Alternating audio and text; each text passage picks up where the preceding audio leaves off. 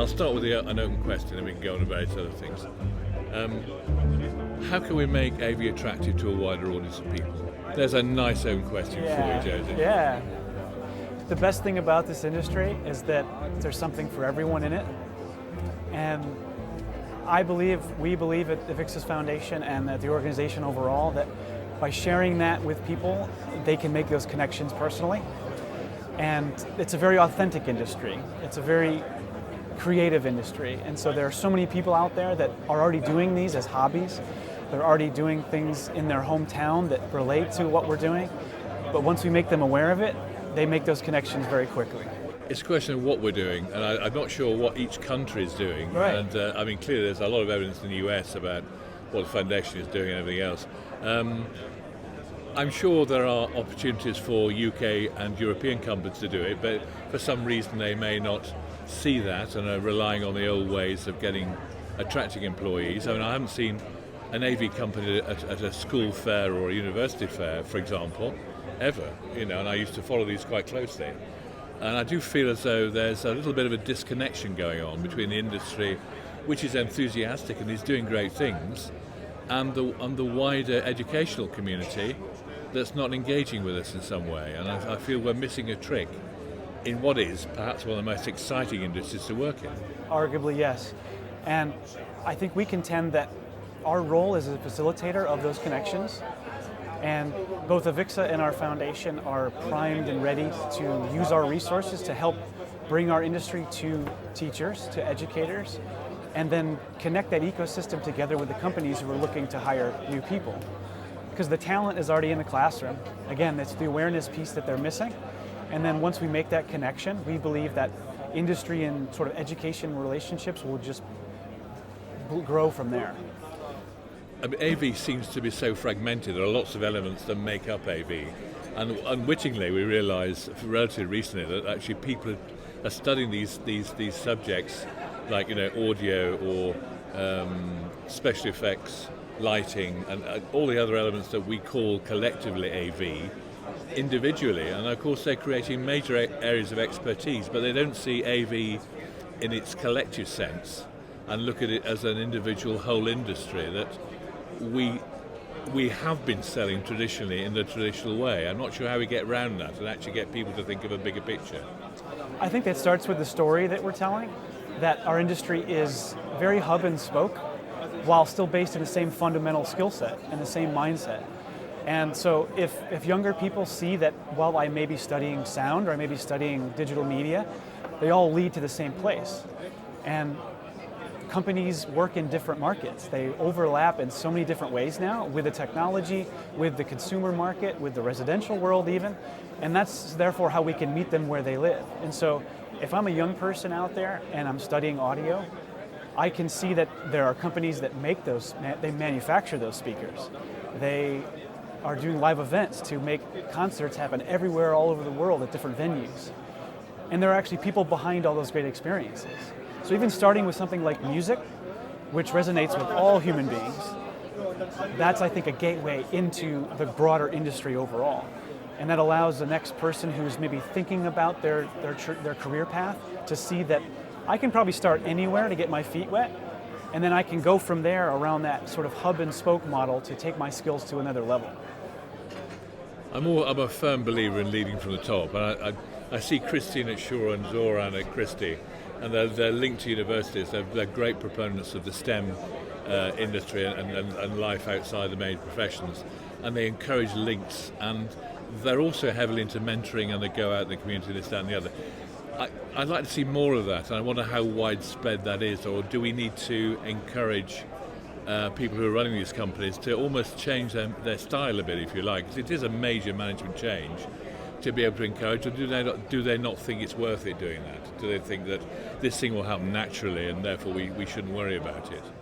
The challenge certainly is in working with growing one's business and also recruiting for the next generation at the same time. And I think we've found through our research and anecdotally through our members that by putting a little effort in and helping grow that culture at one's company, that will already attract the people that you're looking to hire. So what we found from speaking with the generation coming up is that they're looking for companies that are making a difference and are authentic. And if CEOs, for example, and business leaders can share that story, that they are also authentic, they're helping people change how they experience the world with their business and their technology that they're using in our industry, then I think the young people of the world will flock to work for them in particular.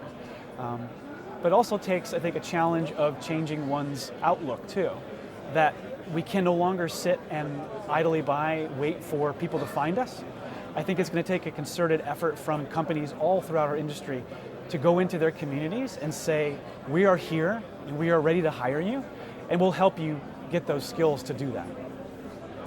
Is AVIXA going to give them any help to do that? Absolutely, yes.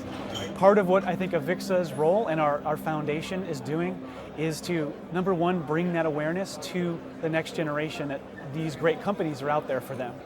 And we do that by going where they are, bringing events to them in their communities, and helping them make the connections with the brands that they already probably know that didn't know that they're doing all these great things in our industry. Are you going to make more connections with education institutions in Europe then, in the UK and Europe? You made them in the States, obviously, and you've got this connection in Austria, you say. Because this is a global demand, we see that the way to really do this is from a pragmatic approach. And that's find some hot spots where AV is very prominent, where our companies are geographically located, where they can make a difference on a sort of a grassroots scale first, see how that goes, make some great relationships and partnerships with industry education, with vocational programming that leads directly into careers already, so they can share with those students who are already training for the workforce something that's already in their backyard. And then from there, we can scale that hopefully on a global format so that it reaches all parts of the globe. I think we all have a role to play in publicising just what's going on in AV, and you get the impression from the so-called Generation Z, the digital native, that they're expecting all that, but actually it's an environment that's almost invisible around them because they expect to be in it, and therefore how much do we have to stand out and be more clear in the way what we want from people. That's probably defining a different type of role and person in the average AV. We're moving towards solutions and services, but the creative strand seems to be quite separate, yet we're looking to develop experiences within companies and events and everything else. But well, how are people going to get the skills to be able to produce this stuff, which is quite complex and currently fulfilled by the big agencies? We want that more widely spread with people who are coming in the industry wanting to practice it. They're doing it in the education system. Don't see much evidence of being brought in by companies. I think where we can find parallels is with schools that are non-traditionally related to our industry, whether we've traditionally relied on consultants to help us share the marketing of our industry, for example. There's thousands and thousands of young people who are looking for that as a career path. So why not leverage the relationship with a non-traditional education partner who is already working through all that great marketing and that creative design, retail even, those types of environments where students already have some of the great background, but they can apply it to our industry in a non-traditional way.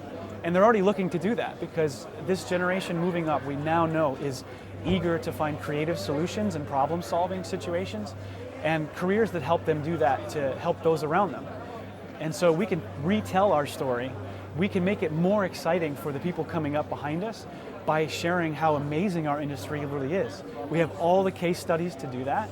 We have all the great clients that are in people's backyards that they didn't even know. The venues, the concerts they're going to, the branding on the displays they see at the bus stop even, and then even what's in their own classroom right now.